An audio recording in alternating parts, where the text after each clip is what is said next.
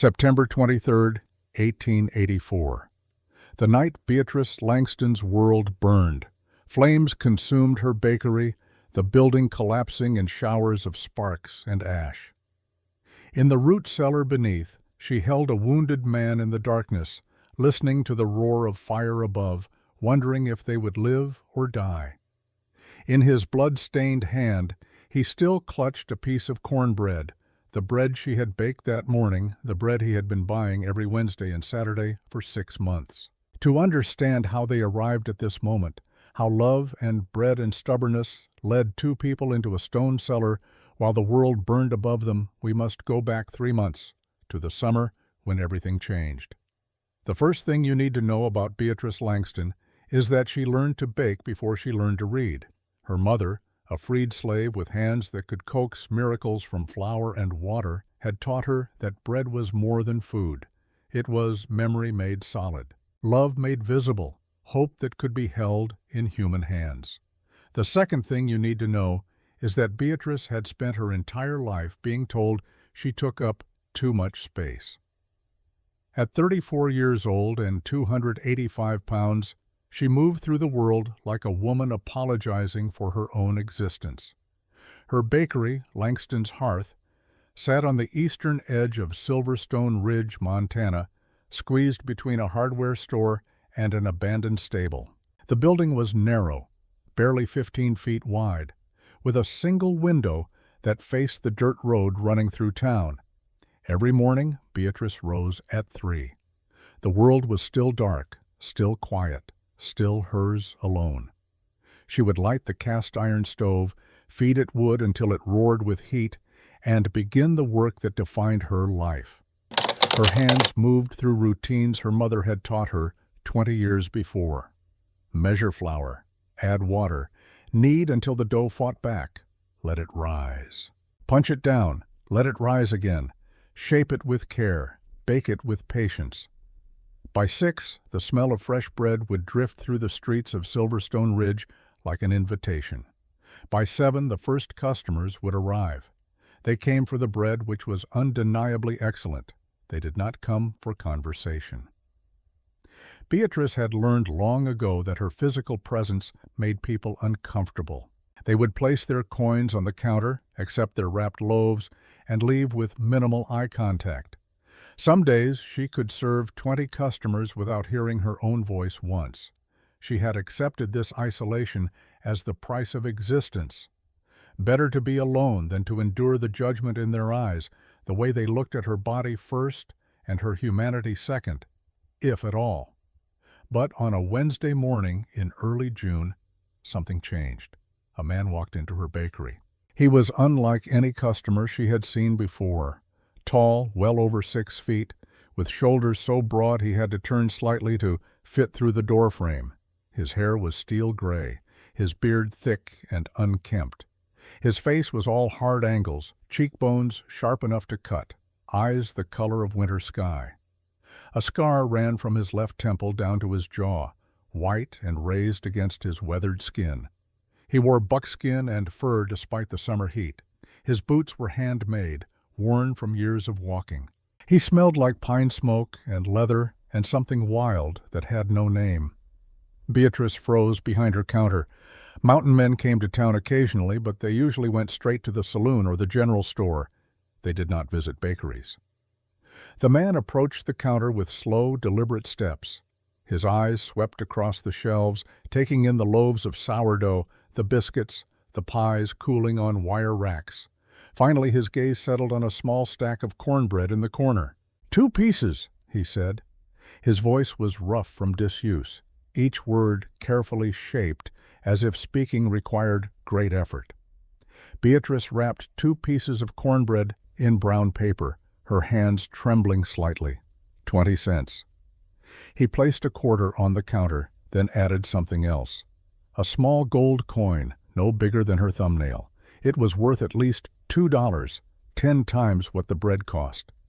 I cannot accept this, Beatrice said, pushing the gold coin back toward him. The man looked at her directly for the first time. His gaze was intense, penetrating, as if he could see through flesh and bone to the frightened woman hiding inside. He did not speak. He simply placed his large hand over hers, gently pushed the coin back toward her, and gathered his wrapped cornbread. Then he did something that would become ritual for the next 6 months. He walked to the small table by the window, sat down in the chair that groaned under his weight, and carefully unwrapped one piece of cornbread.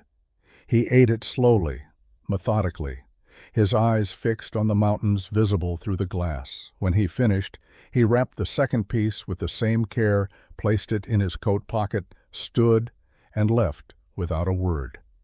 Beatrice stood behind her counter, staring at the gold coin in her palm. It was real, solid, warm from his hand. She did not understand. 3 days later, he returned. Same time, same routine. 2 pieces of cornbread, one eaten at the window, one wrapped and taken away. Another gold coin left behind.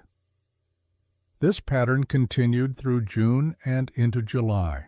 Wednesdays and Saturdays, without fail. The man would arrive just before noon, purchase his cornbread, sit by the window, eat in silence, and depart. He never spoke beyond his initial 2-word order. He never smiled. He never explained the gold coins. Beatrice began to anticipate his visits. She found herself making the cornbread with extra care on Wednesdays and Saturdays, testing the texture, adjusting the honey, ensuring each batch was perfect. She told herself it was professional pride. But some small, honest part of her knew it was more than that. She wanted him to keep coming. Not because she believed anything would change, not because she imagined he saw her as anything other than the baker who made good cornbread, but because for those few minutes twice a week she felt less invisible. His presence, silent and strange as it was, made her feel seen in a way she had not experienced in years. One evening in late July, curiosity overcame her usual caution. After closing the bakery, she followed him. It was not difficult. The man moved with purpose but without haste, taking the north road out of town toward the mountains that loomed over Silverstone Ridge like ancient sentinels. Beatrice kept her distance, using the lengthening shadows for cover. Her body, usually a source of shame, proved useful now. She could hide behind trees, duck behind rocks, remain unseen. The man walked for nearly an hour, following a narrow trail that wound up into the foothills. Finally, he stopped at a small clearing. In the center stood a simple grave marker, a wooden cross with words carved into the crossbeam. From her hiding place behind a cluster of pine trees, Beatrice could not read the inscription. But she watched as the man knelt before the grave, carefully unwrapped the second piece of cornbread, and placed it at the base of the cross. Then he spoke. His voice carried through the still evening air, broken and raw. "I brought your favorite again, Miriam. The baker in town, she makes it just like you did. Sweet, with just enough salt to balance the honey. I sit by the window like we used to. I pretend you are there with me, telling me about your day, laughing at my silence." He paused. Beatrice heard him take a shaking breath. "I am sorry I could not save you. I am sorry I listened to that doctor who said you needed to change, to be smaller, to be less. I am sorry I made you believe your body was the problem when the problem was this world that could not see your value." His voice broke entirely. "I miss you. Every day I miss you. Beatrice pressed her hand against her mouth to stifle the sound of her own grief. She had not known this man's pain. She had not known his love. She had not known that somewhere in this hard world a man had loved a woman enough to bring her favorite bread to her grave for years after her death. She left before he could discover her presence, walking back to town through gathering darkness. That night, for the first time since her mother's death 8 years before, Beatrice wept. Not from sadness, though there was sadness, but from a strange, desperate hope. If this man had loved someone once, if he had seen past flesh to the soul beneath, then perhaps such love was possible. Perhaps she was not condemned to permanent solitude. Perhaps someone, somewhere, could see her. August brought heat that shimmered off the dirt roads and turned the bakery into an oven within an oven. Beatrice's dresses clung to her body, sweat soaking through the fabric within hours. She moved slower in the heat, her heart laboring in her chest, her breath coming short. One particularly brutal afternoon, she closed the bakery early and climbed the narrow stairs to her living quarters above the shop. The room was sparse: a bed, a washstand, and a trunk for her clothes, a rocking chair by the window where she could watch the town settle into evening. She sat in that chair now, fanning herself with a piece of cardboard, when she noticed an envelope had been slipped under her door. Her name was written on the front in careful script. Inside, she found a single piece of paper with a message that stopped her heart. Dear Miss Langston, I will be arriving in Silverstone Ridge on August 20th to discuss a business proposition that I believe will be of significant interest to you. I have sampled your baked goods and find them to be of exceptional quality. I trust we can come to a mutually beneficial arrangement. Respectfully, Conrad Merrick, Merrick Development Company, Chicago, Illinois. August 20th was 3 days away. Beatrice read the letter 5 times, trying to understand what it meant. A business proposition from Chicago. Someone had been sampling her goods. Someone thought they were exceptional. For a moment, she allowed herself to imagine. Perhaps this Conrad Merrick wanted to buy her recipes. Perhaps he wanted to distribute her bread to larger markets. Perhaps this was the opportunity that would finally lift her from the edge of poverty where she had balanced for so many years. But deeper instincts whispered warnings. Men like Conrad Merrick, men from Chicago with development companies, did not travel to remote Montana towns to help struggling bakers. They came because they wanted something. The question was, what? She would find out soon enough. August 20th arrived with cloudless skies and oppressive heat. Beatrice rose at her usual 3 in the morning, but instead of beginning her baking routine, she bathed carefully, dressed in her best Sunday clothes, a dark blue dress her mother had made years ago, and prepared herself for whatever was coming. At precisely 10 o'clock, a carriage pulled up in front of her bakery. It was expensive, polished wood and brass fittings that gleamed in the morning sun. A driver in formal livery jumped down to open the door, and Conrad Merrick stepped out. He was not what Beatrice had expected. She had imagined someone older, gray and weathered, like the businessman who occasionally passed through town. But Conrad Merrick was perhaps 42, with dark hair slicked back with pomade, a face that was handsome in the way expensive things are handsome, carefully maintained, and symmetrical. He wore a suit that probably cost more than Beatrice earned in 6 months. His shoes were so polished they reflected the sun like mirrors.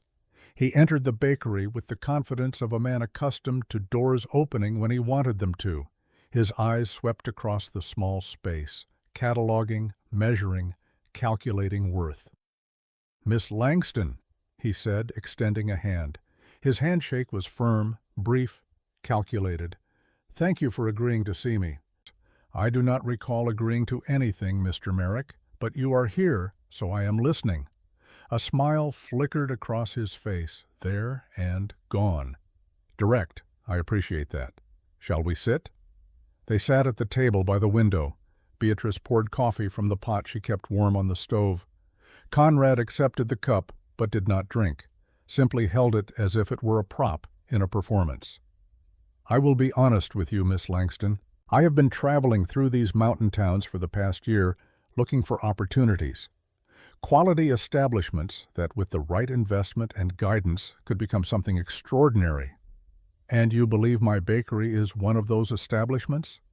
"I know it is." He leaned forward, his eyes bright with practiced enthusiasm. "I have sampled your bread. I have spoken to people in this town. You have genuine skill, authentic quality. But you are limited by location, by resources, by scale." Beatrice sipped her coffee, saying nothing. Conrad continued, "I am building a network, Miss Langston, a chain of hotels along the new railroad lines. Each hotel will need a bakery, a source of reliable, high-quality goods. I want your recipes to form the foundation of that operation. I want you to become the master baker for the Merrick Hotel collection." The words hung in the air, seductive and dangerous. "What exactly are you proposing?" Beatrice asked. Conrad pulled a document from his jacket pocket, unfolded it on the table. I am prepared to purchase your bakery for $1,500. You would remain as head baker with a guaranteed salary of $100 per month. Your recipes would be standardized across all our locations. You would have financial security for the rest of your life. $1,500. Beatrice's breath caught. It was more money than she had ever imagined possessing. It could pay off every debt, repair every crack in her life's foundation, provide a cushion against the lean winters and failed harvests that constantly threatened to pull her under. There would be conditions, naturally, Conrad said. His tone remained smooth, but something shifted in his eyes. We need to maintain a certain image across all our properties. Clean, modern, professional, aspirational. What does that mean? It means you would need to make some personal changes. He paused, as if choosing his words carefully. Miss Langston, I respect you too much to be dishonest. In business, presentation matters. Our guests expect to see someone who embodies health and refinement, someone who inspires them to be their best selves. Understanding crashed over Beatrice like cold water. You want me to lose weight. I want you to transform, Conrad corrected gently. We would provide resources, a dietitian, a personal trainer, a complete wardrobe, everything you would need to become not just a baker, but the face of our brand. Think of it as an investment in yourself. Beatrice looked down at her hands, large and strong and scarred from years of work. Hands that had kneaded thousands of loaves, hands that had built something from nothing. How much would I need to lose? She asked quietly. Ideally, 100 pounds within 6 months. 100 pounds, half her body weight in 6 months. And if I refuse? Conrad's smile returned, but this time it did not reach his eyes. Then I will make the same offer to other bakers in other towns. Business will continue. Opportunities will pass. Life will go on. He paused. But I should mention that I have already secured the lease on the building across the street. If you decline my offer, I will be opening a competing bakery there within the month. I believe in this location, Miss Langston. The question is whether you will be part of its future or part of its past. The threat was clear. Accept his terms and transform yourself, or be driven out of business by a competitor with unlimited resources. Beatrice stood abruptly. I need time to consider. Of course. Conrad rose smoothly, straightening his jacket. I will be in town for 2 weeks, finalizing other investments. Take all the time you need. But Miss Langston, his use of her first name felt invasive somehow, opportunities like this do not come twice. He left his card on the table and saw himself out.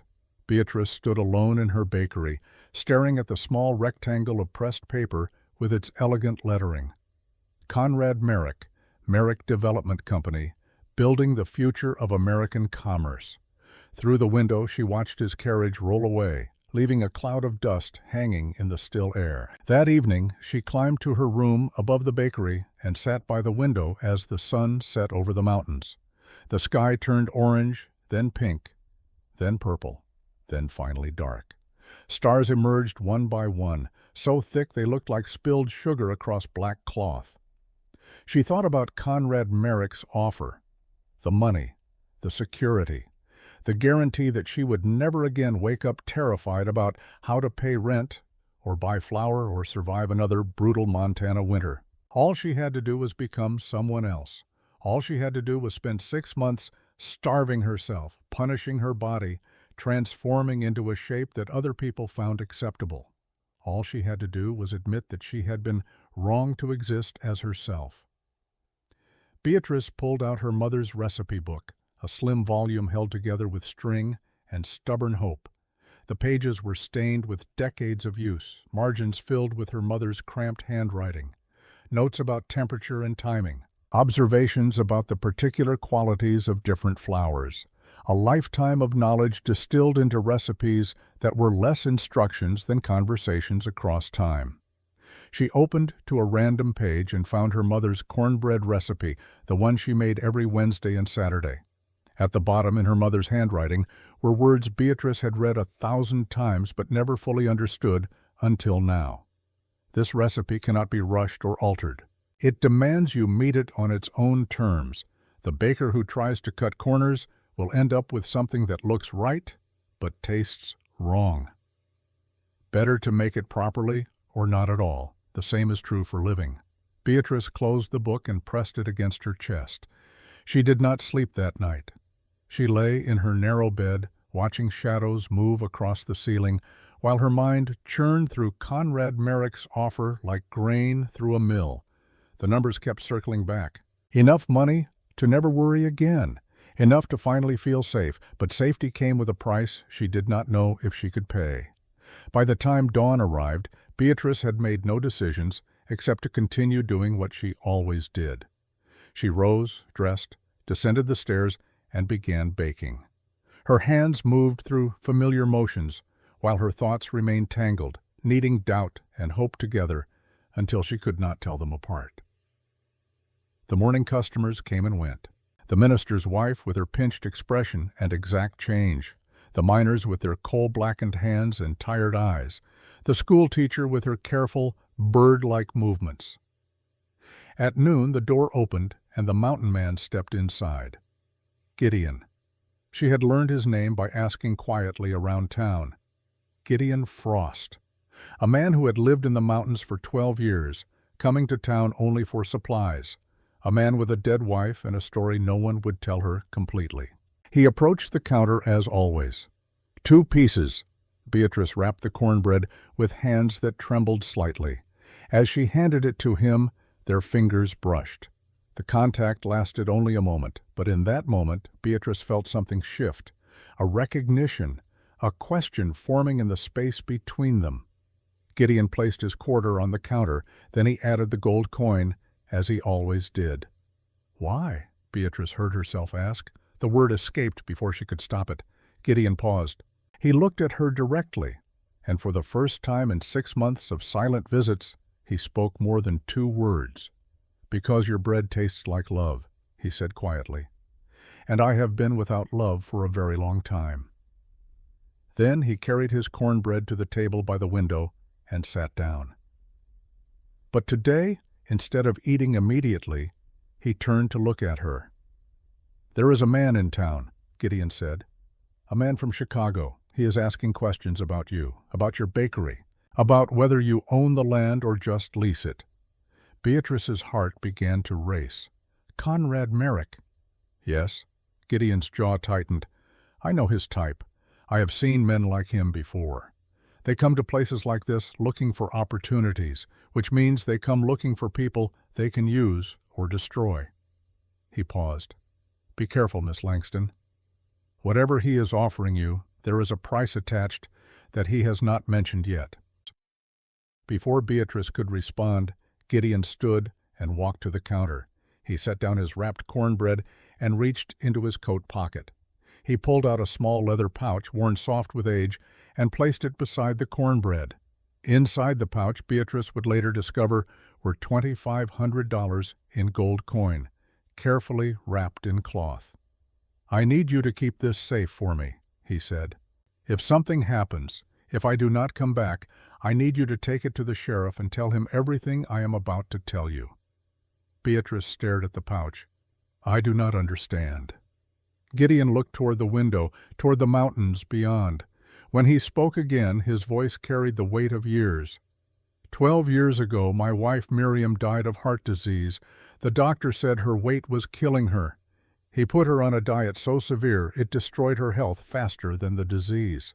She died believing her body had betrayed her, that she was fundamentally wrong, that her existence was a burden to everyone who loved her.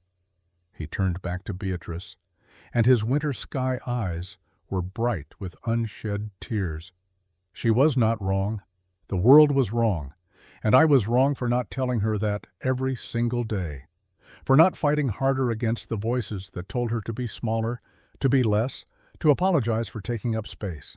Gideon picked up the leather pouch and held it out to Beatrice. Miriam left a will, a secret will that her family tried to destroy.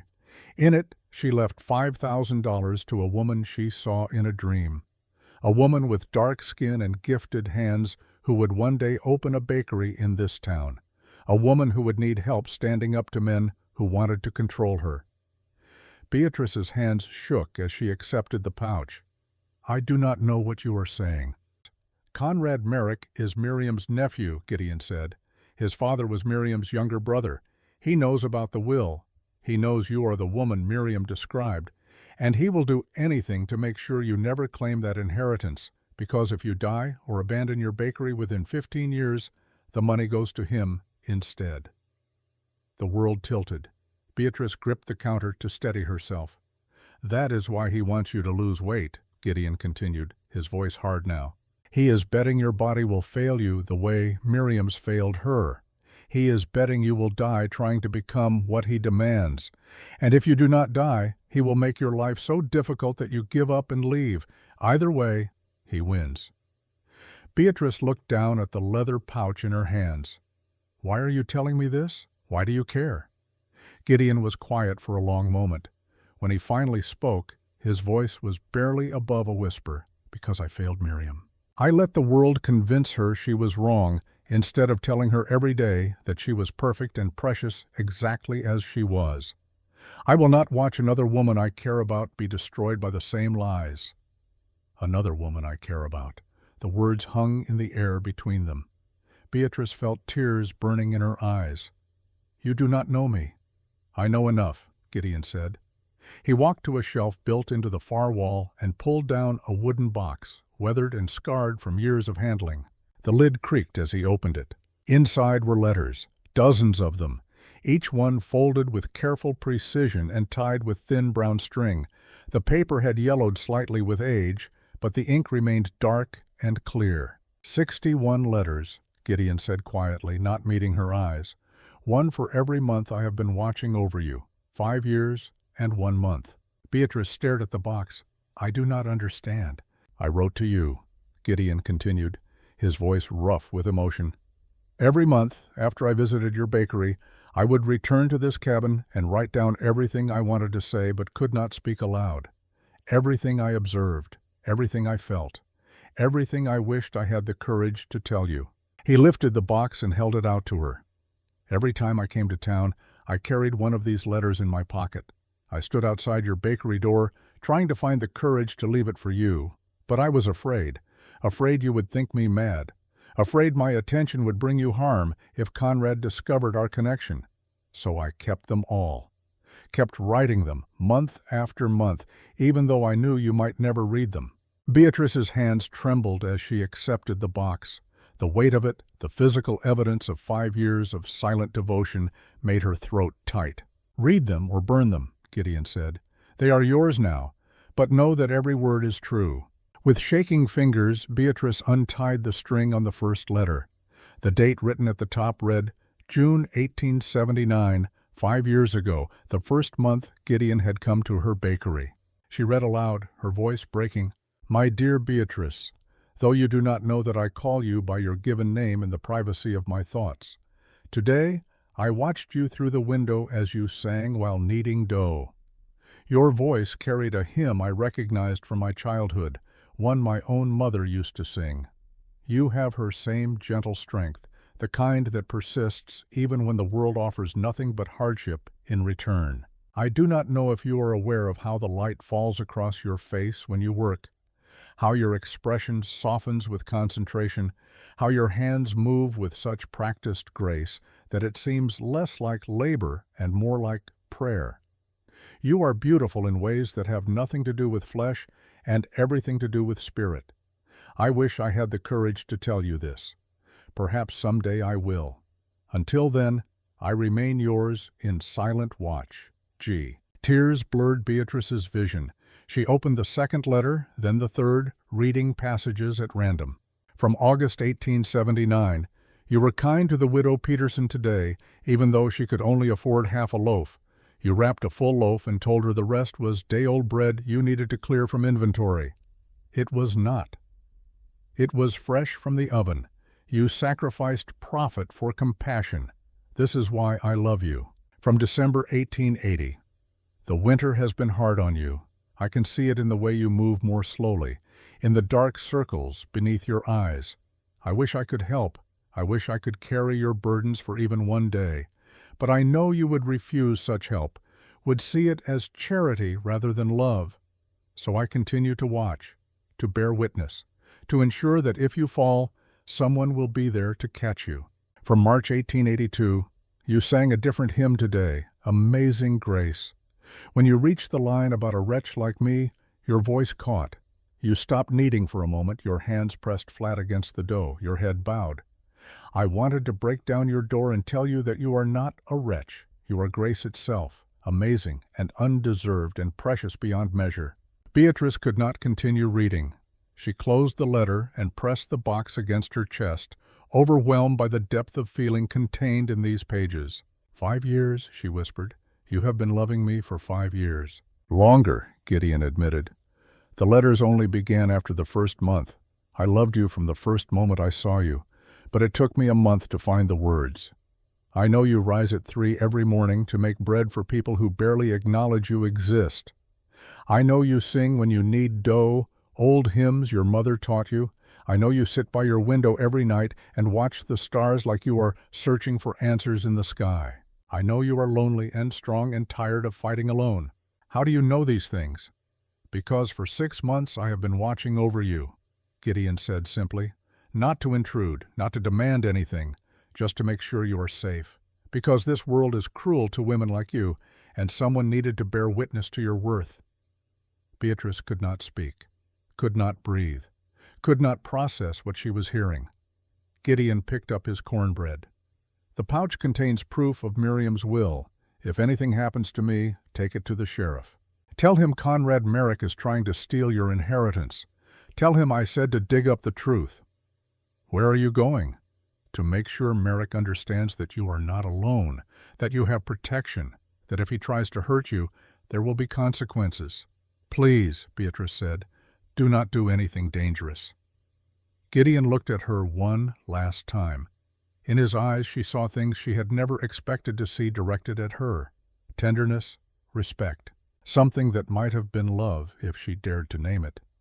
Everything worth doing is dangerous, Miss Langston. I learned that too late to save Miriam. But I am learning it in time to fight for you. Then he walked out of the bakery into the bright August afternoon, and Beatrice stood alone with a leather pouch full of secrets and a heart full of impossible hope. That night she opened the pouch. Inside she found documents, legal papers detailing Miriam Frost's last will and testament. She found letters, dozens of them, written in a woman's careful hand. She found a photograph, yellowed with age, showing a large woman with kind eyes and a gentle smile, standing beside a younger version of Gideon Frost. And she found a note written in fresh ink, clearly added recently by Gideon himself. I have loved you for 6 months. I will love you for 6 months more. I will love you for whatever time we have, in whatever form that love can take. You do not have to love me back. You do not have to change. You do not have to be anything other than exactly who you are. But know this, you are seen. You are valued. You are worth fighting for. Always, G. Beatrice read the note 3 times. Then she pressed it against her chest and wept. Not from sadness, not from fear, but from the overwhelming recognition that somewhere in this hard world, someone had chosen to see her. Not her body, not her limitations, not her failures or fears. Her. The next morning, Beatrice woke to the sound of hammering. She rushed to her window and looked out to see workers building a frame across the street, right where Conrad Merrick had said he would open a competing bakery. A sign already hung from the scaffolding. Coming soon, Merrick's Fine Baked Goods, opening September 1st. 2 weeks. She had 2 weeks before Conrad's competition opened. But as Beatrice watched the workers hammer and saw, she felt something she had not felt in years. Not fear, not resignation, but anger. Clean, pure, righteous anger. Conrad Merrick thought he could manipulate her, thought he could use her desperation against her, thought he could force her to choose between her body and her livelihood. He was wrong. Beatrice dressed quickly and walked to the sheriff's office. She brought the leather pouch and every document inside it. She told the sheriff everything Gideon had revealed. She demanded an investigation into Conrad Merrick's claims and business practices. The sheriff, a weathered man named Holt, who had known Beatrice since she first arrived in town 8 years ago, listened carefully. When she finished, he leaned back in his chair and regarded her with something that might have been respect. "You are making a powerful enemy, Miss Langston." "I already have a powerful enemy," Beatrice replied. "Now I am simply refusing to make it easy for him." Sheriff Holt nodded slowly. "I will look into this, but Merrick has money and connections. This will not be simple." "Nothing worth doing ever is," Beatrice said, echoing Gideon's words. She returned to her bakery and spent the day baking with fierce concentration. When Gideon arrived at noon for his cornbread, she had something waiting for him. Not just the usual 2 pieces, but an entire loaf, wrapped carefully and still warm from the oven. "Thank you," she said simply. Gideon looked at her, understanding everything those 2 words contained. "You are welcome. I spoke to the sheriff." "Good. Conrad will retaliate." "I know. This could become dangerous." "It already is dangerous," Gideon said quietly. "The question is whether we face that danger alone or together." Beatrice met his eyes. "Together." For the first time in 6 months, Gideon smiled. It transformed his entire face, softening the hard angles, bringing light to those winter sky eyes. "Then we fight," he said. But as Beatrice would discover in the days to come, Conrad Merrick's retaliation would arrive faster and more viciously than either of them anticipated. Because that very night, as Beatrice closed her bakery and prepared for bed, a rider arrived at Conrad's hotel with urgent news. The telegram read, "Investigation initiated. Sheriff Holt requesting documentation of Miriam Frost's estate. Recommend immediate action." Conrad Merrick stood in his expensive hotel room holding the telegram, his face expressionless. Then he walked to his desk, pulled out a sheet of paper, and wrote a single sentence. "Eliminate the problem. No witnesses, no mistakes." He sealed the message, paid the writer double to deliver it immediately, and poured himself a whiskey. Somewhere in the mountains above Silverstone Ridge, Gideon Frost sat by his campfire, unaware that his name had just been added to a list of people Conrad Merrick intended to erase. And in her small room above the bakery, Beatrice Langston fell asleep holding Gideon's note against her heart, dreaming of a future where she did not have to choose between love and survival. She did not know that in exactly 4 months she would be kneeling in the snow, holding that same man in her arms while his blood soaked into the frozen ground. She did not know that the fight she had just chosen would cost her everything she had built. She did not know that the price of standing firm would be paid in fire and blood and loss. But she would learn. They both would. Because Conrad Merrick had just declared war, and in war everyone pays. September arrived in Silverstone Ridge with the kind of crisp, golden mornings that made you believe the world could be beautiful, even when everything was falling apart. Beatrice Langston stood at the window of her bakery, watching workers put the finishing touches on Conrad Merrick's competing establishment across the street. The sign gleamed in the early light, Merrick's Fine Baked Goods. Through the sparkling clean windows, she could see marble countertops, glass display cases, and equipment so new it still had manufacturer's tags attached. Her own bakery, by comparison, looked exactly like what it was. A narrow, weathered building with mismatched furniture, a temperamental stove, and floors worn smooth by years of use. Everything in her shop had a story. Everything had been earned through sweat and sacrifice. But to anyone walking past, comparing the two establishments, the choice would seem obvious. New and shining always defeated old and worn. At least, that was what Conrad Merrick was counting on. The grand opening was scheduled for September 15th, just 2 weeks away. Beatrice had spent the intervening days since her conversation with Gideon preparing for battle. She had reorganized her recipes, improved her displays, and lowered her prices as much as she could afford. But deep down, she knew it would not be enough. Conrad had unlimited resources. She had only stubbornness and skill. It was not a fair fight. But Beatrice had learned long ago that life was not interested in fairness. Gideon had not returned to the bakery since the day he revealed Conrad's plan. Beatrice told herself this was for the best. If Conrad discovered their connection, it would only give him another weapon to use against her. Better that Gideon stayed hidden in the mountains, safe from whatever retaliation Conrad might devise. But she missed him.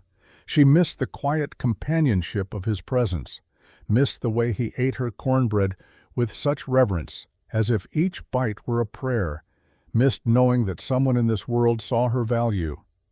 But on the morning of September 10th, Beatrice arrived at her bakery before dawn to find the door standing slightly ajar. Her heart hammering, she pushed it open. The destruction was surgical.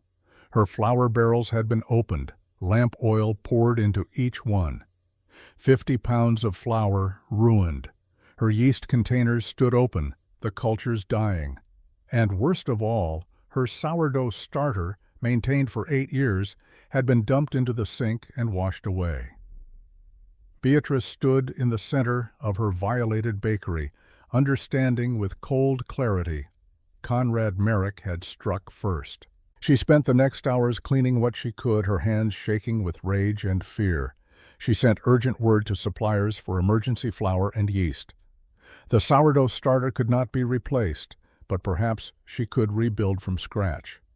Later that morning, after she had salvaged what little remained, an unexpected visitor arrived at her door. A woman stood at the door of the bakery, thin to the point of gaunt, with dark circles under her eyes and hands that trembled as she knocked. She wore a faded dress that had been mended multiple times. Her hair, once blonde, was streaked with premature gray. "Miss Langston?" the woman asked. Her voice was hoarse, as if she had been crying. "Yes. How can I help you?" The woman glanced over her shoulder, checking the street, then stepped quickly inside. "My name is Ida Thornton. I need to speak with you privately. It is a matter of life and death." Beatrice locked the bakery door and led Ida to the back room, away from the windows. Up close, she could see that the woman had been beautiful once, before whatever hardship she carried had carved away everything soft. "What is this about?" Beatrice asked. Ida's hands twisted together in her lap. "I am the baker Conrad Merrick hired to run the shop across the street." Beatrice went very still. "I do not want to do this," Ida continued quickly. "I do not want to destroy your business. I do not want any part of Conrad Merrick's schemes, but I have no choice." "There is always a choice. Not when someone has your child." Ida's voice broke. "Not when they promise to kill him if you refuse." The words landed like stones in still water. Beatrice felt the world tilt slightly. "Tell me everything," she said quietly. And Ida did. Her husband had died 9 months ago in a mining accident, leaving her with debts and a 6-year-old son named Samuel. She had tried to manage, taking in laundry and mending, but it was not enough. The debts grew. The men who held those debts grew impatient. Then one day Conrad Merrick appeared at her door like an answer to prayer. He offered to pay off everything she owed. He offered her a job managing his new bakery in Silverstone Ridge. He offered a fresh start. The only condition was that she had to drive Beatrice out of business within 3 months. Ida had agreed. What choice did she have? Her son was hungry, her creditors were threatening violence. Conrad Merrick was offering salvation. But 2 weeks ago, everything changed. "Samuel disappeared," Ida whispered. "I woke up and he was gone. No sign of forced entry, no ransom note, nothing. I went to the sheriff, but before I could report it, one of Merrick's men found me. He gave me a message." "What message?" "That Samuel was safe. That he would remain safe as long as I did exactly what Mr. Merrick instructed. That if I went to the authorities or tried to run, Samuel would be sold to a work camp in California and I would never see him again." Ida's tears fell freely now. "He sends me photographs every few days. Samuel in a locked room, Samuel crying, Samuel holding a newspaper, so I know the pictures are recent. Each photograph comes with the same message: obey or lose him forever." Beatrice felt rage rising in her chest, hot and clean. "Why are you telling me this?" "Because I cannot do it anymore," Ida said desperately. "I cannot sleep. I cannot eat. Every time I look at the ovens across the street, all I see is the life I am about to destroy. Your life. And I keep thinking, what kind of world am I saving my son for if I teach him that survival requires crushing other people?" She looked at Beatrice with raw, desperate eyes. "Help me, please. I do not know what to do. I do not know how to save Samuel without destroying you, but there has to be a way. There has to be." Beatrice stood and walked to the window. Outside she could see the gleaming facade of Merrick's bakery. She could imagine Conrad Merrick in his expensive hotel room, moving people around like pieces on a chessboard, confident in his power, certain of his victory. He had calculated every angle, every pressure point, every weakness he could exploit. But he had made one critical mistake. He had assumed that desperate women would turn on each other rather than recognize their common enemy. Beatrice turned back to Ida. "Where is Samuel being held?" "I do not know. The photographs show only a room. No windows. No identifying features." "Who delivers the photographs?" "A different man each time. They find me wherever I am. It is like Merrick has eyes everywhere." Beatrice thought for a moment. "The next time they deliver a photograph, I want you to accept it as always. But I want you to ask a question. Ask when you can see Samuel in person. Tell them you need to verify he is truly safe before the bakery opens." "They will refuse." "Probably, but their refusal will tell us something, and if by chance they agree, we will learn where he is being kept." Beatrice moved closer, her voice firm. "Ida, I am not going to let Conrad Merrick destroy either of us. We are going to get your son back. We are going to expose what Merrick has done. And we are going to do it together. How? He has money, power, connections. We have nothing." "We have each other," Beatrice said. "And we have someone else who wants to see Conrad Merrick pay for his crimes." "Who?" "A man who has been waiting 12 years for justice." That evening, Beatrice climbed the mountain trail to Gideon's cabin. The journey was easier this time. Her body remembered the path. Her legs were stronger. She arrived as the sun was setting, painting the sky in shades of orange and gold. Gideon was splitting wood outside his cabin. He stopped when he saw her, the axe frozen mid-swing. "Beatrice," he said her name like a prayer. "We need to talk." Inside the cabin, by the light of an oil lamp, Beatrice told Gideon everything Ida had revealed. She watched his expression darken as she described Samuel's captivity, the photographs, the threats. When she finished, Gideon was silent for a long time. Finally he spoke, his voice low and dangerous. "Conrad is holding a child hostage to force a woman to commit economic violence against another woman. This is beyond business competition. This is cruelty for its own sake. Can you help us find Samuel?" "I can try." Gideon stood and pulled a map from a shelf, spreading it across the table. "Merrick is staying at the Grand Hotel in town. He would not keep the boy there, too many witnesses, but he needs somewhere close enough to maintain control, somewhere isolated where a child's cries would not draw attention." His finger traced a circle around Silverstone Ridge. "There are 3 abandoned mining camps within 10 miles, 2 old homesteads, and a warehouse on the edge of town that burned last year. The structure is still standing, but everyone thinks it is unsafe. How do we search all those places without alerting Merrick? We do not search. We make him come to us." Gideon looked at Beatrice. "We need to make Conrad believe his plan is working perfectly, that Ida is following orders, that you are about to be crushed. When he is confident and complacent, that is when he will make a mistake." "What kind of mistake?" "He will want to witness his victory. Men like Conrad do not just want to win, they want to see their enemies broken. When your bakery fails, when you are forced to close, he will come to gloat. And when he does, we will be watching. We will see where he goes after, who he talks to. That will lead us to Samuel." Beatrice shook her head. "I cannot let my bakery fail. It is all I have. It is my mother's legacy." Gideon reached across the table and took her hand. His touch was warm, calloused. gentle. You will not truly fail. We will stage a failure, make it look like you are closing. Then, once we have Samuel safe and Conrad exposed, you reopen. And if the plan does not work, if I close and cannot reopen, then I will use every dollar I have saved to help you start again, Gideon said quietly. I will build you a new bakery with my own hands if necessary.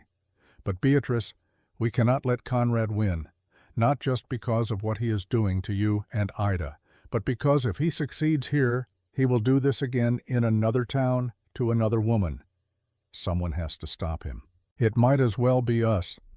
Beatrice looked at their joined hands. She thought about her mother, who had taught her that bread was memory made solid, love made visible.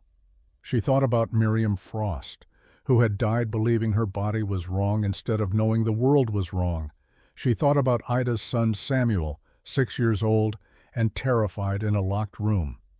She thought about all the women who had been told to be smaller, quieter, less. All the women who had apologized for existing. All right, she said, tell me what to do. Over the next 3 days, Beatrice and Gideon executed their plan with careful precision. Beatrice raised her prices slightly, making her goods less competitive. She reduced her hours, creating the impression of a struggling business. She let it be known around town that she was considering selling the bakery and leaving Silverstone Ridge. Meanwhile, Ida played her role perfectly. She opened Merrick's Bakery on September 15th with great fanfare. She sold bread at prices Beatrice could not match. She smiled at customers and told them about the superior ingredients and modern techniques Mr. Merrick had taught her. And each night she met secretly with Beatrice to report what she had learned. On the 4th night after the opening, Ida arrived at Beatrice's back door with urgent news. I asked about seeing Samuel, she whispered. At first they refused, just like you said. But then today, one of Merrick's men told me that if I meet certain sales targets this week, Mr. Merrick will arrange a brief visit. Did he say where? No, but he said it would be soon, within days. Beatrice felt hope flare in her chest. Then we wait, and we watch. The waiting was torture. Each day Beatrice watched customers stream past her bakery to enter Ida's gleaming shop across the street. Each day her sales dwindled further. Each day the fiction they were creating became a little more real. And each day she wondered if they had made a terrible mistake. On September 22nd, exactly 1 week after Merrick's Bakery opened, Beatrice sold only 3 loaves of bread. It was her worst day in 8 years of business. That night, Conrad Merrick came to visit. He arrived just before closing, entering the bakery with the satisfied smile of a man who had predicted the future and watched it unfold exactly as planned. Miss Langston, he said, looking around at the empty shop, I heard business has been difficult lately. I wanted to offer my condolences. Beatrice forced herself to meet his eyes. What do you want, Mr. Merrick? I want to help. He pulled a document from his jacket. My original offer still stands. $1,500 for your bakery, though given current circumstances, you might consider it generous. And the conditions? Do I still need to lose 100 pounds? Conrad's smile widened. Actually, no. I have reconsidered that requirement. I have found a baker who better suits my needs. You would be free to take the money and start over somewhere else. Somewhere your talents might be better appreciated. It was everything Beatrice could do not to spit in his face. He was offering her escape with one hand while holding a child hostage with the other. The hypocrisy was breathtaking. I need time to think, she said. Of course, but do not take too long. I would hate for you to lose everything when you could walk away with something. After he left, Beatrice stood alone in her darkening bakery and allowed herself one moment of despair, because she realized with sudden clarity that even if they rescued Samuel, even if they exposed Conrad's crimes, she had still lost something precious. The customers who had abandoned her would not all return. The trust she had built over 8 years had been shattered in 7 days. Her business had been wounded in ways that might never fully heal. But then she remembered Gideon's words. Everything worth doing is dangerous. She locked the door, climbed the stairs to her room, and prepared for what would come next. The following morning, Gideon was waiting outside her bakery before dawn. "He is moving," Gideon said without preamble. "I have been watching Merrick's hotel. Last night one of his men left in a wagon. I followed him to the old burned warehouse at the edge of town. He went inside for approximately 10 minutes, then left. I waited until he was gone, then approached carefully. I heard a child crying in it." Beatrice's heart leaped. "Samuel?" "I believe so, but Beatrice, there is more." Gideon's expression was grave. "After the man left the warehouse, I continued following him. He did not return to the hotel. He went to a house on the outskirts of town and met with 2 other men. I recognized one of them. His name is Caleb Vance. He has a reputation as an enforcer, someone you hire when you want violence done quietly." "What are you saying?" "I am saying that Conrad is planning something beyond economic competition. I think he intends to ensure you cannot rebuild even if you wanted to. I think he is planning to remove you as a threat permanently." Fear coursed through Beatrice, cold and sharp. "When?" "Soon. Perhaps tonight, after Ida's visit with Samuel. Once Conrad has secured Ida's complete cooperation, you become expendable." "Then we move today, now. We get Samuel out of that warehouse before Conrad can use him as leverage anymore." Gideon nodded. "I will handle the rescue. I need you to stay visible in town. Go about your normal routine. Give Conrad no reason to suspect we know about Samuel's location. I want to help." "You will help by being safe," Gideon said firmly. "Beatrice, I cannot do what needs to be done if I am worrying about your safety. Please, trust me." Beatrice wanted to argue, but she saw the fear in his eyes, fear for her, and she understood. He had failed to protect Miriam. He would not survive failing to protect Beatrice too. "Be careful," she whispered. Gideon pulled her close, wrapping his arms around her. She felt his heart beating against her chest, steady and strong. When he spoke, his lips brushed her hair. "I will come back to you. I promise." Then he released her and disappeared into the pre-dawn darkness. Beatrice opened her bakery as usual. She made bread with shaking hands. She served the few customers who still came. She watched the clock, counting minutes, counting hours, praying that Gideon would succeed. At noon, Ida crossed the street and entered the bakery. Her face was pale. "They told me I can see Samuel this evening," she said quietly. 6 o'clock at the burned warehouse." "I know. Gideon is there now," Ida gasped. "What?" "No, if Merrick discovers someone is interfering, he will kill Samuel. Gideon knows what he is doing. Trust him." But even as Beatrice said the words, doubt gnawed at her. What if something went wrong? What if Conrad had anticipated their move? What if Gideon was walking into a trap? The afternoon crept by with agonizing slowness. 3 o'clock, 4 o'clock, 5 o'clock. At 5:30, a boy ran into the bakery, breathless. "Miss Langston, there is trouble at the warehouse. Someone said they heard gunshots." Beatrice's blood turned to ice. She grabbed her shawl and ran. The warehouse was at the eastern edge of town, a skeletal structure of charred wood and collapsed roof beams. As Beatrice approached, she could see a small crowd gathering, drawn by the sound of violence. She pushed through them and saw Gideon. He was on his knees in the dirt, bleeding from his shoulder. 3 men surrounded him. One of them was Caleb Vance, the enforcer Gideon had identified. Vance held a pistol aimed at Gideon's head. In Gideon's arms, protected by his body, was a small boy with dark hair and terrified eyes. "Samuel."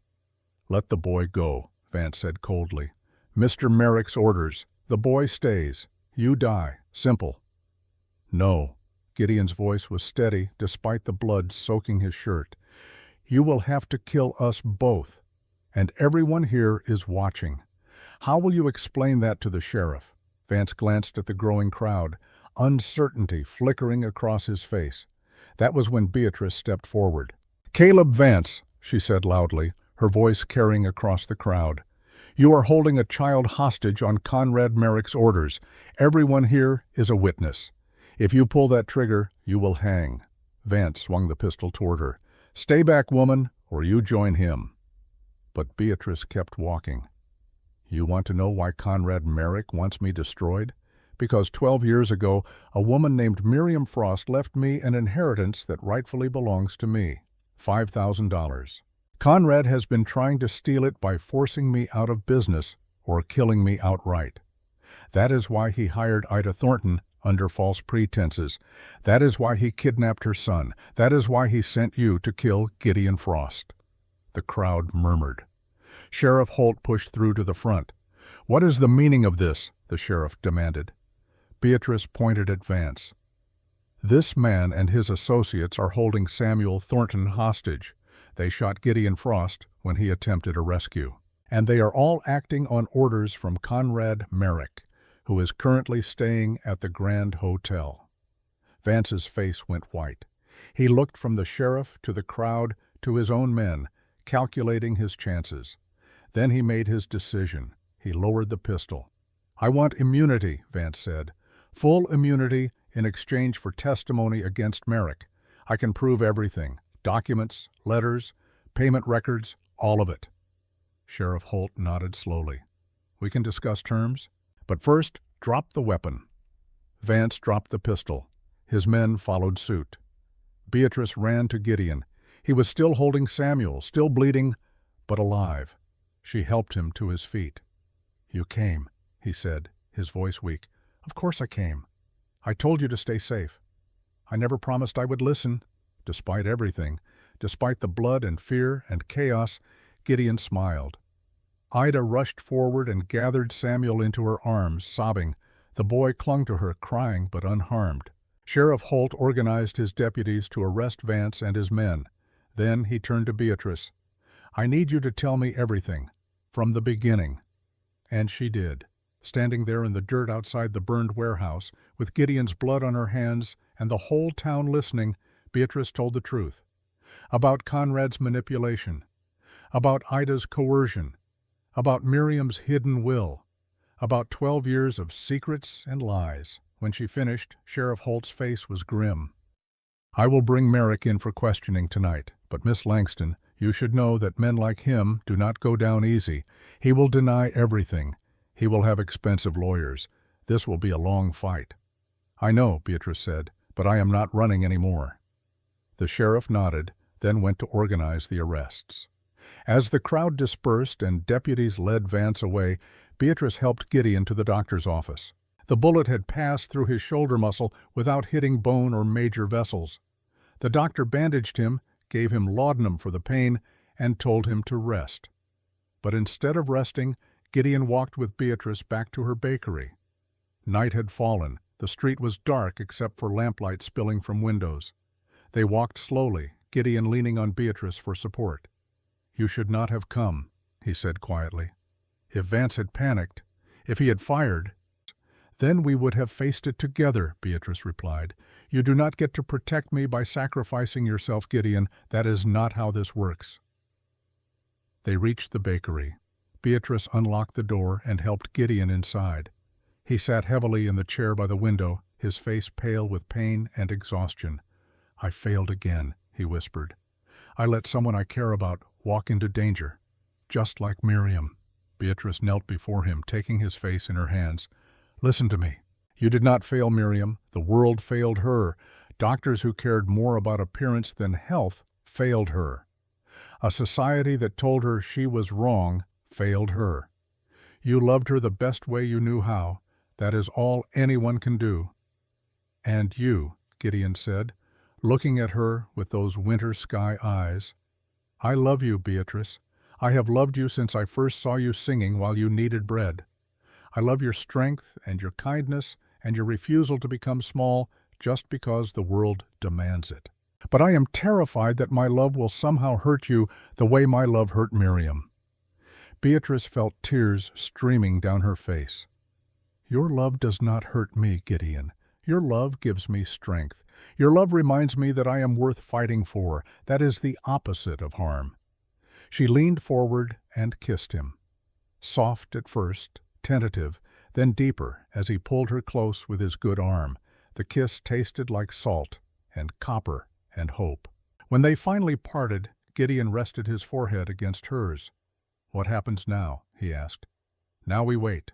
We let the sheriff do his job. We prepare for whatever Conrad tries next, and we do it together." But neither of them could have predicted what Conrad Merrick would do next, because at that very moment, as Beatrice and Gideon sat together in the darkened bakery, Conrad was not at the Grand Hotel waiting for a rest.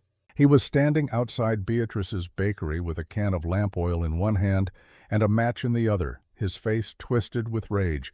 He had lost his leverage, lost his reputation, lost everything he had carefully constructed. But he would not lose without taking something from Beatrice first. He poured the oil along the base of the bakery wall, struck the match, and dropped it. The flames caught instantly, racing up the weathered wood with hungry speed. Inside, Beatrice smelled smoke.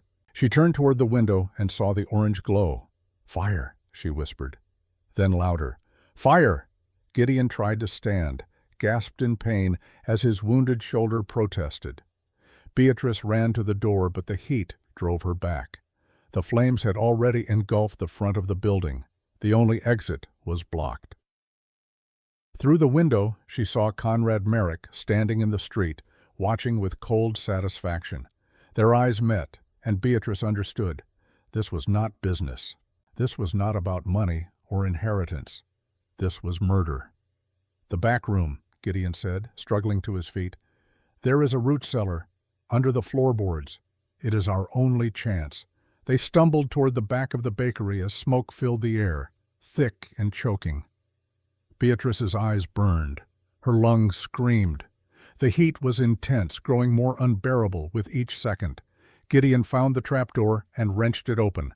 Below was darkness and the smell of earth. "You first," he said. "Not without you. Beatrice, I am too slow. I will only trap us both. Please go." Beatrice grabbed his good arm. "If you stay, I stay. We go together or not at all." Above them, the ceiling groaned. Beams cracked. The building was collapsing. Gideon looked at her one last time, his expression full of love and grief and resignation. Then he kissed her, hard and desperate. "I am sorry," he whispered against her lips. "I am so sorry I could not save you." "You already did," Beatrice said. "You taught me I was worth saving." The ceiling gave way. Everything went dark. And outside in the street, Conrad Merrick watched the bakery burn, believing he had won. But he had not counted on the root cellar's stone walls, had not counted on the water barrels stored there for emergencies, had not counted on Beatrice's will to survive. And he had not counted on the crowd of townspeople who had followed him from the warehouse, who saw him start the fire, who were even now running for water and shovels and Sheriff Holt. Conrad realized his mistake too late. He turned to run and found himself surrounded. "Conrad Merrick," Sheriff Holt said, stepping forward with handcuffs, "you are under arrest for arson, attempted murder, kidnapping, and fraud. You will hang for this." Conrad's face went slack with shock, then rage, then finally, acceptance. He had gambled everything and lost. In the root cellar, beneath the burning bakery, Beatrice held Gideon in the darkness, listening to the roar of flames above, waiting to see if they would live or die. She thought about her mother, about Miriam, about all the women who had come before her who had been told they were too much and not enough. She thought about bread rising in warm ovens, about dough that fought back, about the way love could be baked into cornbread and carried to mountaintop graves. And she thought about survival, about how it meant more than just breathing. It meant refusing to disappear. It meant taking up space even when the world burned around you. It meant choosing love even when love was dangerous, especially when love was dangerous. Above them, the fire raged. Below them, in the cool darkness, Beatrice held Gideon and waited for morning, because morning always came, even after the longest night. Dawn came slowly to Silverstone Ridge on the morning of September 23, 1884. The sun rose over mountains still capped with early snow, painting the sky in shades of pink and gold that seemed obscene in their beauty, given what had happened in the night. Where Beatrice Langston's bakery had stood for 8 years, there was now only charred wood and smoking ruins. The fire had consumed everything. The ovens where she had baked thousands of loaves, the shelves that had held her mother's recipes, the table by the window where Gideon had sat every Wednesday and Saturday for 6 months, eating cornbread and falling silently in love. All of it gone. Sheriff Holt and his deputies had fought the blaze for 3 hours, forming bucket brigades, desperately trying to save the neighboring buildings. They had succeeded in that much. The hardware store and the old stable remained intact, but the bakery itself was beyond saving. As the first light touched the ruins, the crowd that had gathered during the night began to murmur and shift. They had seen the fire. They had seen Conrad Merrick arrested, dragged away screaming threats and denials. They had seen the building collapse in a shower of sparks and ash, but they had not seen anyone emerge. Miss Langston was inside, someone whispered. Her and that mountain man, Frost. They were trapped. No one could survive that, another voice added. God rest their souls. Sheriff Holt stood at the edge of the ruins, his face grim. He had men searching through the wreckage, but he held little hope. The heat had been too intense, the collapse too complete. Then, from the back of the property, a shout went up. "Sheriff! Here! The root cellar!" Holt ran, his boots kicking up ash. A group of men had found the stone foundation of the old root cellar at the rear of the building.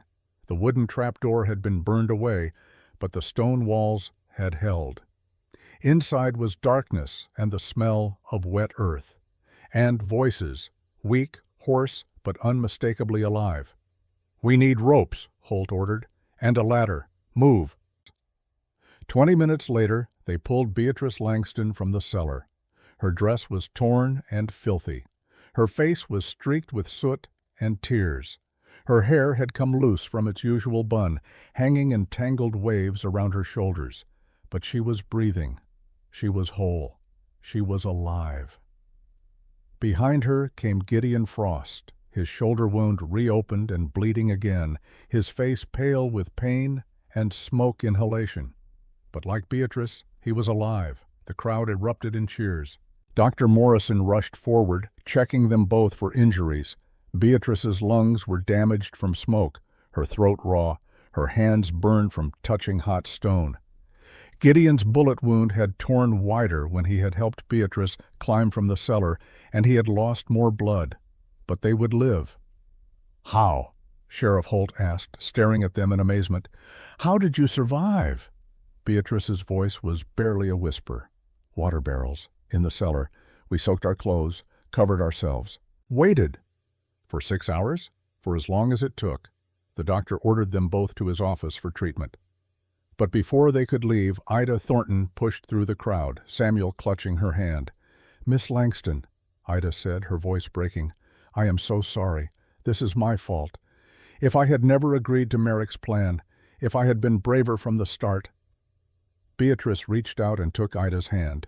"You were trying to save your son. There is no shame in that. Conrad Merrick is responsible for his own crimes, not you. But your bakery, everything you built, it is gone."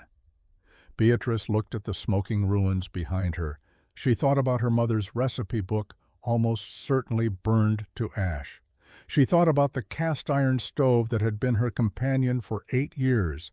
She thought about the small room upstairs where she had lived and dreamed and waited for something to change. All of it gone. But she was still here. Gideon was still here. And suddenly, that seemed like enough. "Buildings can be rebuilt," Beatrice said quietly. "What matters is that we are alive, that Samuel is safe, that Conrad Merrick will face justice." "He is already facing it," Sheriff Holt interjected. "I have him locked in a cell. Caleb Vance is singing like a canary, giving me every detail of Merrick's operation.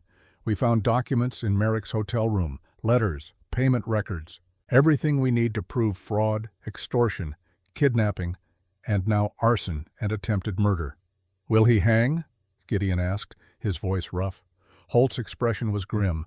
"That will be for a judge to decide. But between the witnesses who saw him start the fire and Vance's testimony about the other crimes, I would say his chances are not good." Over the next 3 days, Beatrice and Gideon recovered in rooms above Dr. Morrison's office. The doctor had insisted they stay under observation, watching for signs of lung damage or infection. During those 3 days, the town of Silverstone Ridge buzzed with gossip and revelation. The full scope of Conrad Merrick's schemes became public knowledge. How he had manipulated Ida Thornton, how he had tried to steal Beatrice's inheritance, how he had used violence and intimidation to build his business empire. And slowly, shamefully, the people who had abandoned Beatrice's bakery for Merrick's gleaming competitor began to understand what they had been part of. On the 4th day, Beatrice was well enough to leave the doctor's care. She dressed in borrowed clothes, her own having been ruined in the fire, and walked out into afternoon sunlight. The first thing she saw was her bakery, or rather, what remained of it. But something had changed. The ruins had been cleared away. The charred wood and broken stone had been hauled off. The lot stood empty and clean, ready for rebuilding. And in the center of that empty lot stood a crowd of people. Sheriff Holt was there, Dr. Morrison, Ida Thornton, and Samuel, the school teacher whose name Beatrice had never learned, the minister's wife who had always paid in exact change, the miners who bought bread with coal dust still ground into their knuckles, the hardware store owner, the saloon keeper, dozens of people from Silverstone Ridge holding tools and lumber and bags of nails. As Beatrice approached, Ida stepped forward. "We want to help rebuild," Ida said. "All of us. We know it does not make up for abandoning you when Merrick's bakery opened. We know we should have stood by you from the start. But if you will let us, we want to build you something better than what burned down." Beatrice looked at the crowd, seeing shame and hope in equal measure on their faces. "Why now?" she asked quietly. The school teacher spoke up. "Because we saw what you did. You could have sold out to Merrick. You could have changed yourself to please him. You could have run when things got difficult. But you stood firm, you fought back, and you nearly died for it." She paused. "You reminded us what courage looks like. The least we can do is help you stand back up." Tears burned in Beatrice's eyes. She thought about refusing, about telling them she did not need their help, about nursing her hurt and disappointment. But then she thought about her mother, who had always said that bread was made with many hands, that no baker worked truly alone. "Thank you," Beatrice said. "Yes, I accept your help." The crowd broke into smiles. Tools were distributed, plans were drawn, and slowly, carefully, the work began. Gideon appeared beside Beatrice, his arm in a sling, but his eyes clear. "They mean well," he said quietly. "I know. But it will not be easy, trusting them again." "No," Beatrice agreed. "But perhaps that is part of rebuilding too, not just the building, but the relationships, the community." Gideon nodded. Then he said something that surprised her. "I spoke to Sheriff Holt this morning about Miriam's will." Beatrice turned to him. "And?" "He found the original document in Conrad's hotel safe. It is exactly as I told you. $5,000 left to a woman who would open a bakery in Silverstone Ridge. The description matches you perfectly." He paused. "The money is yours, Beatrice. Legally, rightfully yours." $5,000. Enough to rebuild the bakery 10 times over. Enough to never worry about money again. Enough to start completely fresh anywhere she wanted. "What will you do with it?" Gideon asked. Beatrice looked at the empty lot, at the people already measuring and hammering, at the town that had failed her and was now trying to make amends. "I will rebuild here," she said.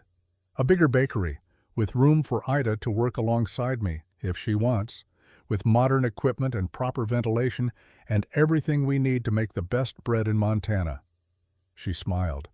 "And I will do it without changing a single thing about who I am." Gideon pulled her close with his good arm. "I would expect nothing less." The rebuilding took 6 weeks. The frame went up first. strong pine beams raised by willing hands, then walls, plastered and painted white, then a roof shingled against the coming winter, then windows, larger than before, letting in more light. Inside, the townspeople contributed what they could. The hardware store owner donated a new cast-iron stove, twice the size of Beatrice's old one. The saloon keeper paid for marble countertops installed by a mason who had once been a customer. The minister's wife organized a collection that raised enough money for glass display cases and proper shelving. Ida worked alongside Beatrice every day, learning recipes, testing batches, preparing for the grand reopening. Samuel helped too, sweeping floors and arranging firewood, his laughter filling spaces that had been silent for too long. And Gideon, once his shoulder healed enough, became the bakery's unofficial carpenter, building tables and chairs and cabinets with patient precision. On November 1st, exactly 6 weeks after the fire, the new bakery opened its doors.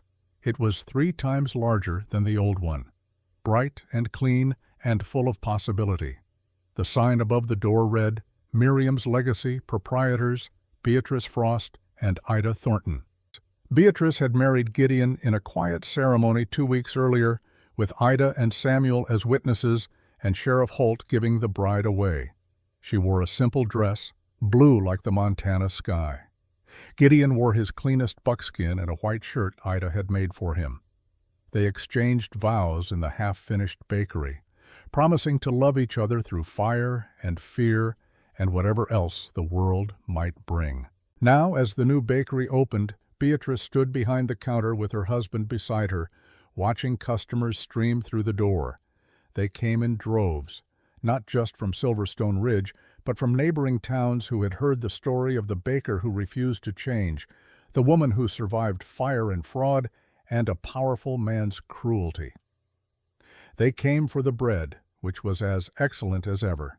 But they also came to see Beatrice herself, to meet the woman who had become something of a legend, the baker who had taken up space and refused to apologize, the woman who had chosen love over safety, the survivor who had rebuilt from ash. At noon, during a brief lull, Sheriff Holt entered the bakery. "Miss Langston," he said, then corrected himself with a smile. "Mrs. Frost, I thought you would want to know. Conrad Merrick's trial concluded yesterday." Beatrice set down the loaf she had been wrapping. "And?" "Guilty on all counts. The judge sentenced him to 20 years hard labor. He will spend the rest of his productive life breaking rocks in a prison quarry." "Not death, then, but justice nonetheless." "What about his business empire?" Gideon asked. "Dissolved. His assets are being sold to pay restitution to his victims. Turns out you were not the only person he tried to destroy. There are at least a dozen other women across 3 territories with similar stories." Beatrice felt something loosen in her chest, a tension she had been carrying for months, released at last. "Thank you for telling me," she said. Holt tipped his hat and left. That evening, after the bakery closed, Beatrice and Gideon climbed the stairs to their new living quarters above the shop. The rooms were larger than before, furnished simply but comfortably. A bedroom with a real bed instead of a narrow cot, a sitting area with chairs by the window, a small kitchen where Beatrice could test recipes without firing up the big ovens downstairs. It was home. Gideon sat by the window while Beatrice made tea. Outside, the first snow of the season was beginning to fall, soft flakes drifting down like whispered blessings. "Do you miss the mountains?" Beatrice asked, handing him a cup. Gideon considered the question. "Sometimes. The quiet. The simplicity. But I do not miss the loneliness. And I could never go back now knowing you were here." Beatrice sat beside him. "Do you think Miriam would approve? Of us? Of what we have built?" "I think Miriam would be proud," Gideon said quietly. "She wanted her money to help a woman stand strong, to give someone the resources to fight back against people like Conrad. You did that. You honored her legacy better than I ever could have alone." They sat in comfortable silence, watching the snow fall. Then Gideon said, "There is something I need to tell you. Beatrice turned to him, concerned by the seriousness in his tone. "When I was in that cellar with you," Gideon continued, "waiting to see if we would live or die, I made myself a promise. If we survived, I would stop living in the past, stop defining myself by loss, start building a future instead of mourning what was gone." He took her hand. "I want to have that future with you, Beatrice, not just as your husband, but as your partner in everything. I want to wake up beside you every morning. I want to grow old watching you make bread. I want to fill this house with love and laughter, and maybe, if you are willing, children who will learn that their worth has nothing to do with their appearance and everything to do with their character." Beatrice felt tears sliding down her cheeks. "I want that too, all of it." "Even the children? I know you did not sign up to be a mother." "I signed up to build a life with you," Beatrice said. "Whatever that life includes, I want it, as long as we face it together." Gideon kissed her then, soft and sweet and full of promise. Outside, the snow continued to fall, blanketing Silverstone Ridge in white. The town was settling in for winter, smoke rising from chimneys, lights glowing in windows, families gathering around dinner tables. And in the bakery below, the ovens cooled slowly, holding warmth against the coming cold. 3 months later, in early February of 1885, Beatrice stood in her kitchen early one morning, feeling sick. She had been feeling sick for several mornings in a row, though by midday the nausea would pass and she would feel fine. Ida, who had experienced this herself, took one look at Beatrice's face and smiled. "You are pregnant," Ida said with certainty. Beatrice stared at her. "I cannot be. I am too old. I am 34. "Women have babies at 34 all the time.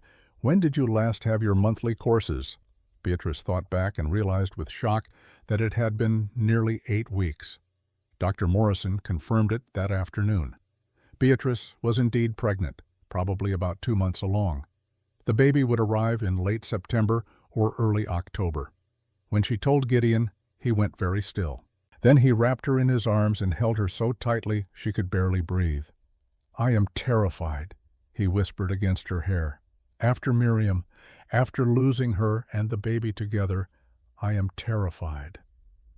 "I know," Beatrice said, "but I am strong, Gideon, and I have Dr. Morrison, who actually knows what he is doing. And I have you. We will be careful, we will be smart, and we will trust that sometimes love gets a second chance." The pregnancy progressed smoothly through spring and into summer. Beatrice continued working in the bakery, though Ida took on more of the heavy lifting as Beatrice's belly grew. The townspeople watched over her like protective aunts and uncles, constantly offering advice and assistance. In August, Beatrice received a letter. It was from a lawyer in Boston, informing her that her biological mother had passed away and had left Beatrice a small inheritance, $500 and a brief note. The note read, "I was wrong about you. I let fear and vanity blind me to your value. I hope you found happiness despite my failures. Please forgive me if you can." Beatrice read the note twice, then placed it in her mother's old recipe book next to Sarah Langston's cornbread recipe. 2 mothers, both flawed, both trying in their own ways to leave her something of value. She would not forget either of them. On September 30th, 1885, exactly 1 year and 8 days after the fire, Beatrice Langston Frost gave birth to a daughter. The labor was long and difficult. Dr. Morrison stayed by her side for 14 hours, monitoring her heart, her breathing, her strength. Gideon held her hand and whispered encouragement, his face pale with remembered fear. But when the baby finally arrived, pink and squalling and perfect, the fear dissolved into wonder. "A girl," Dr. Morrison announced. "Healthy lungs, good color, strong heartbeat. Congratulations." Gideon cut the cord with shaking hands.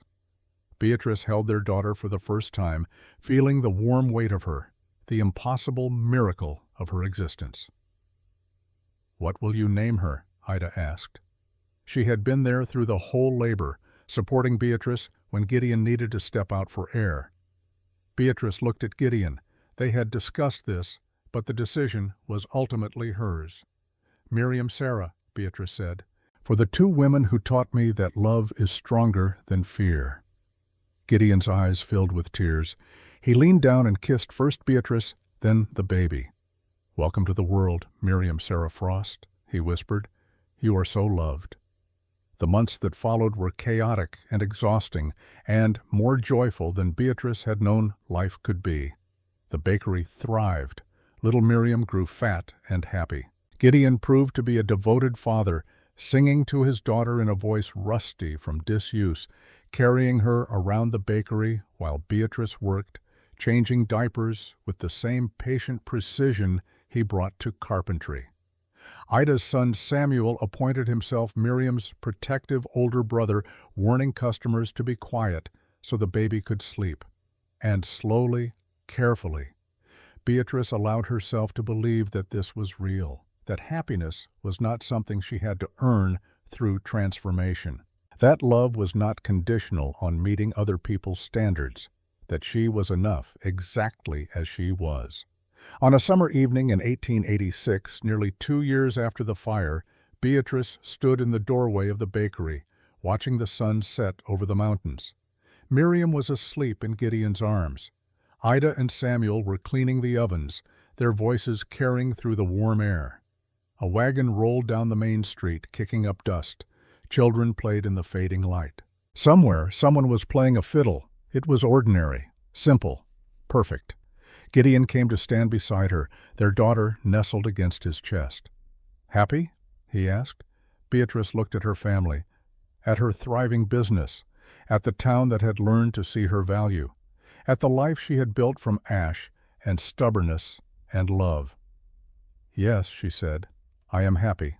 And she was, not because she had changed to fit the world's expectations, not because she had made herself smaller or more acceptable, not because she had sacrificed her truth for safety, but because she had refused to do any of those things.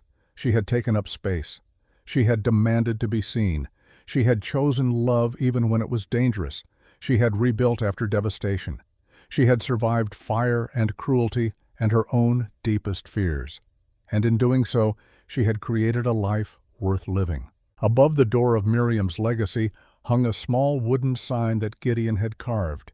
It read, "Bread baked with love by women who refuse to disappear." Beatrice smiled every time she read it, because she had not disappeared. She had bloomed. Epilogue, 10 years later, summer 1896. On a warm June morning, Beatrice Langston Frost stood in her bakery, now the largest in Silverstone Ridge, teaching her 10-year-old daughter how to knead bread. "You have to be firm," Beatrice instructed, guiding Miriam's small hands. "The dough needs to know you are in charge, but not cruel, never cruel. You are coaxing it into becoming what it is meant to be." Miriam nodded seriously, her dark curls bouncing. She had inherited her mother's strong hands and her father's winter sky eyes. She would be a formidable woman someday. The bell above the door chimed. A young woman entered, looking nervous. "Can I help you?" Beatrice asked. "I heard," the woman said quietly, "that you help women who need help, women who are being pushed out of their businesses, women who are being told to change or fail." Beatrice studied her.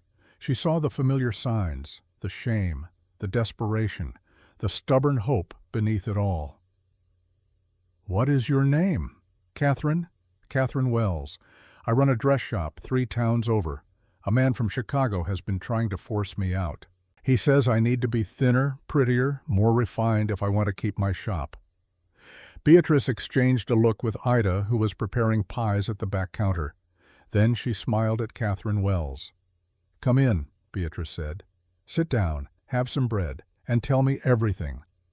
Because Beatrice Langston Frost had learned that surviving was not enough. You had to help others survive too. You had to pass on the lessons you had learned in fire. You had to build a world where women did not have to apologize for existing. And that work, Beatrice knew, was never finished. But it was always, always worth doing. The end, based on a true story. In 1886, Beatrice Frost became one of the first black women to own a successful bakery in Montana Territory. She never lost a pound. She gained a family, a legacy, and a reputation for helping women fight back against exploitation. Her bakery operated for 43 years. Her great-granddaughter still uses her cornbread recipe.